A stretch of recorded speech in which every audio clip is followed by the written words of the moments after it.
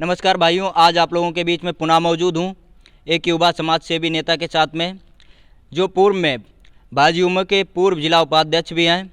हमारे साथ में मौजूद हैं प्रशांत त्रिपाठी जी। बहुत बहुत स्वागत है आपका। सबसे पहला सवाल मेरा आपसे यह है कि असीम अरुण जी कन्नौज की जनता के लिए नया चेहरा है, क्या यह सफलता हासिल कर पाएंगे या पुनः सपा का परचम लहराएगा कन्नौज की सदर सीट पर? धन्यवाद भाई, आपने हमें कुछ अपनी बात रखने का अवसर दिया। जैसा कि आपका सवाल है कि असीम अरुण जी नया चेहरा है भारतीय जनता पार्टी और कन्नौज के लिए, क्या वो सफलता हासिल कर पाएंगे? मेरा मानना है कि निश्चित रूप से असीम अरुण जी नया चेहरा हो सकते हैं, लेकिन भारतीय जनता पार्टी इस समय विश्व का सबसे बड़ा संगठन है और असीम अरुण जी निश्चित रूप से चेहरा नया है, लेकिन उनकी अपनी प्रशासनिक जो उनके पास अपना दायित्व रहा है, आईपीएस हैं और हमारे कानपुर के पूर्व कमिश्नर भी रहे हैं। और जैसा कि आप सब अखबारों और तमाम न्यूज़ चैनलों के माध्यम से उनके बारे में जानकारी आप सब तक पहुंच ही रही है। वो निहायती ईमानदार और कर्मठ अपने कर्तव्यों का उन्होंने बहुत अच्छे से निर्वाह किया है और आज उन्होंने बीआरएस लेने के बाद भारतीय जनता पार्टी से वो जुड़े, क्योंकि उन्हें भी लगा कि अगर राष्ट्र की सेवा कोई पार्टी कर रही है, कर सकती है, तो वो सिर्फ और सिर्फ भारतीय जनता पार्टी है। और भारतीय जनता पार्टी ने भी उन पर विश्वास जताया और कन्नौज की सदर सीट से उनको अपना प्रत्याशी बनाया। हम कार्यकर्ताओं को पूर्ण विश्वास है कि निश्चित रूप से असीम अरुण जी सफलता हासिल करेंगे और भारतीय जनता पार्टी की ओर से कन्नौज सदर से विधायक बनेंगे। एक सवाल मेरा आपसे, जो हमारे दर्शक अक्सर पूछते हैं कि असीम अरुण जी ने एकदम से ये फैसला लिया या इनके पीछे कई महीनों की रणनीति रही होगी, मंथन रहा होगा, उसके बाद में उन्होंने एकदम खाकी से खादी में परिवर्तित होने का फैसला लिया? हाँ, ये सवाल हमसे ना करके शायद आप अगर असीम अरुण जी से करेंगे तो इसका ज़्यादा बेहतर जवाब दे पाएंगे। लेकिन मुझे लगता है निश्चित रूप से कहीं ना कहीं असीम जी की इसके पीछे कहीं ना कहीं पूर्व से ही कुछ प्लानिंग रही होगी, पूर्व से ही कुछ ना कुछ निश्चित रूप से सुनियोजित तरीके से होगा। उनके कुछ पूर्व से ऐसी प्लानिंग रही होगी कि मुझे अब खादी की सेवा, मैंने बहुत दिन खादी के माध्यम से जनता की सेवा कर ली है, खाकी के माध्यम से बहुत दिन मैंने जनता की सेवा कर ली और अब मुझे खादी के माध्यम से करनी चाहिए। और उन्होंने बीआरएस लिया और वो आज खादी के माध्यम से जनता की सेवा के लिए हम सबके बीच आए हैं और कन्नौज सदर के प्रत्याशी के रूप में भारतीय जनता पार्टी ने उनको उतारा भी है। बनवारी लाल दोहरे जी का कन्नौज सदर सीट में अच्छा खासा जनाधार होने के बावजूद भी उनको टिकट क्यों नहीं दिया गया? अब इसके पीछे भारतीय जनता पार्टी शीर्ष नेतृत्व तो ही इस बारे में बता सकता है। हालांकि भारतीय जनता पार्टी के इसमें कोई दो राय नहीं, निसंदेह भारतीय जनता पार्टी के बहुत ही पुराने कार्यकर्ता, निष्ठावान कार्यकर्ता बनवारी लाल जी हैं और भारतीय जनता पार्टी ने उन्हें लगातार 7 बार टिकट दिया। इसका एकमात्र कारण भी उनकी निष्ठा ही है कि उन्होंने भारतीय जनता पार्टी के साथ रह करके पूरी निष्ठा के साथ भारतीय जनता पार्टी में काम किया।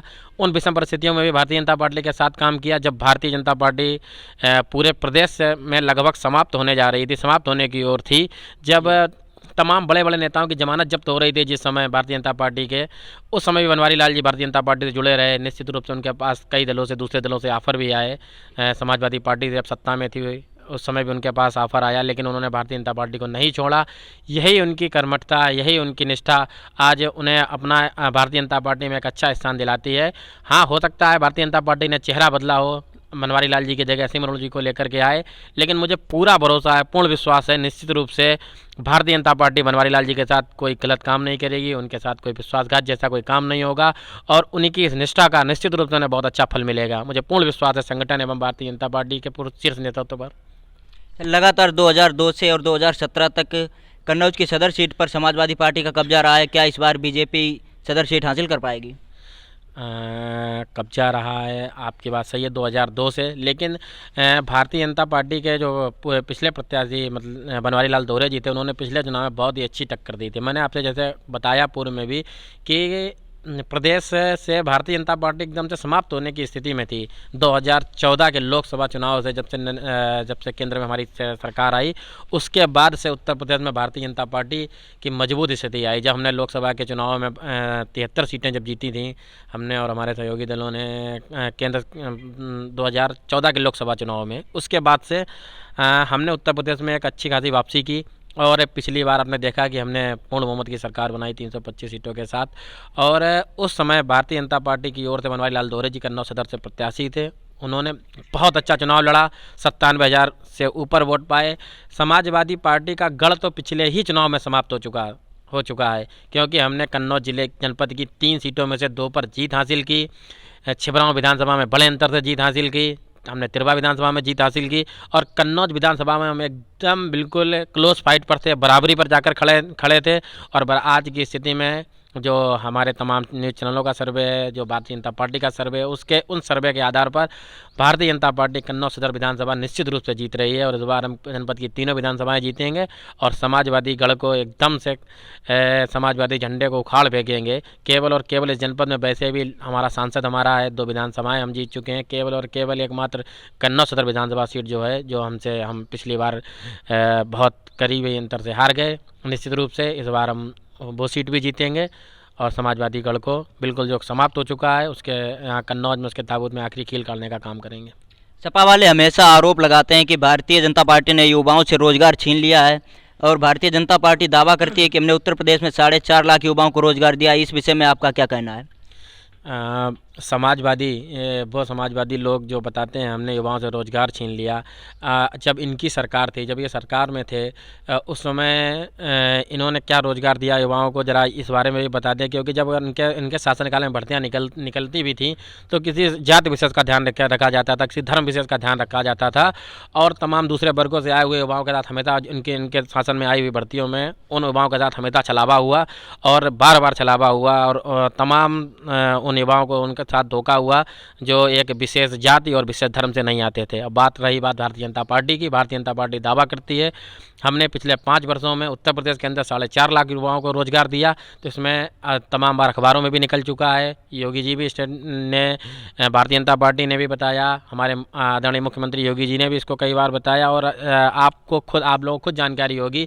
जैसा कि मैं बता सकता हूँ, पुलिस भर्ती 68,500 शिक्षक भर्ती, 69,000 शिक्षक भर्ती, और ये वो भर्तियाँ हैं जिनमें कोई भेदभाव नहीं हुआ, किसी जाति किसी विशेष जाति का पक्ष नहीं रखा गया, किसी विशेष धर्म का पक्ष नहीं रखा गया।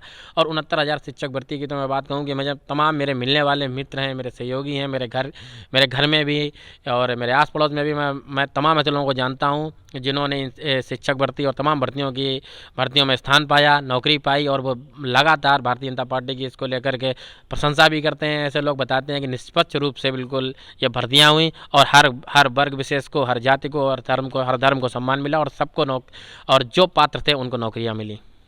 अच्छा, स्वामी प्रसाद मौर्य समेत कई विधायक भारतीय जनता पार्टी छोड़कर समाजवादी पार्टी में सम्मिलित हो गए हैं। इससे क्या भारतीय जनता पार्टी पर कोई असर पड़ेगा? स्वामी प्रसाद मौर्य जी आज हमारे दल को छोड़कर निश्चित रूप से यह कह सकते हैं समाजवादी पार्टी उन्होंने ज्वाइन कर ली है।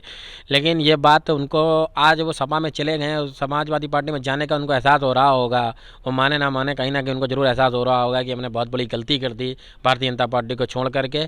स्वामी प्रसाद मौर्य जी को मुझे नहीं लगता कि भारतीय जनता पार्टी ने उनको सम्मान देने में कहीं कोई कमी रखी, और जब वो भारतीय जनता पार्टी में थे उनको भी उनके पास मंत्रालय था, श्रम मंत्रालय था, श्रम विभाग था, वो केंद्रीय कैबिनेट मंत्री थे।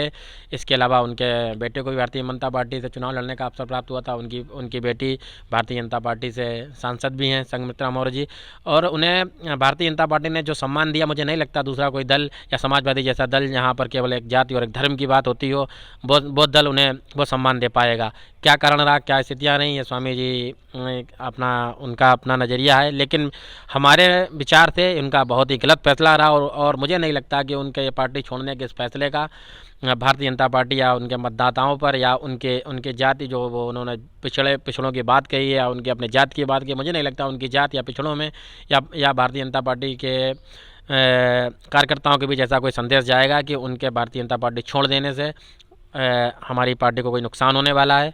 ऐसा कुछ भी नहीं है। हाँ, ये मान सकते हैं जिन लोगों के साथ उन्होंने पार्टी छोड़ी, निश्चित रूप से वो चुके हुए लोग थे, उनका जनाधार खो चुके थे वो लोग। ऐसे जनाधार खोए हुए नेताओं के साथ उन्होंने भारतीय जनता पार्टी का साथ छोड़ा और एक ऐसी पार्टी का साथ पकड़ा जहाँ सिर्फ और सिर्फ एक जाति और धर्म का सम्मान होता है। वहाँ वो कैसे अपने लोगों का सम्मान करा पाएंगे, या अपने लोगों का तो बात छोड़िए, उनका खुद का सम्मान कैसे सुरक्षित होगा, ये आने वाला समय बताएगा।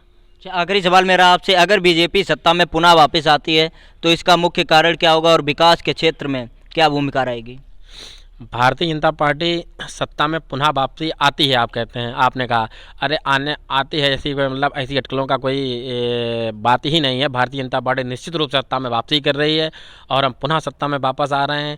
इसका कोई एक मुख्य कारण नहीं, इसके तमाम कारण हैं। अच्छी शासन व्यवस्था और सबका साथ सबका विकास, सबका विश्वास। हमने सबका साथ दिया है, सभी के हर वर्ग का विकास किया है और सबके विश्वास के साथ हम भारतीय जनता पार्टी पुनः सत्ता में वापस आ रही है। और सबसे बड़ी बात जो होती है ना समाज के लिए, एक भयमुक्त शासन की, इसमें बिल्कुल कहीं से कोई संदेह वाली बात नहीं है। भारतीय जनता पार्टी ने निश्चित रूप से एक भय मुक्त शासन दिया है। इन 5 वर्षों में गुंडा राज बिल्कुल एकदम से समाप्त हो चुका था और हमारे सूबे के मुखिया आदरणीय योगी आदित्यनाथ जी के नेतृत्व में भारतीय जनता पार्टी की सरकार ने जो गुंडों और माफियाओं का जो दमन किया है, उनके जो भ्रष्टाचारियों का जो दमन किया है, तमाम भ्रष्टाचारियों और दंगाइयों आतताइयों को जेल भेजा, उनकी इमारतों को, उनकी संपत्तियों को कुर्क करने का काम किया है और इससे जनता के बीच बहुत अच्छा संदेश गया है। अगर कोई भयमुक्त शासन दे सकता है, कोई सुशासन दे सकता है, तो वो सिर्फ और सिर्फ भारतीय जनता पार्टी ही दे सकती है।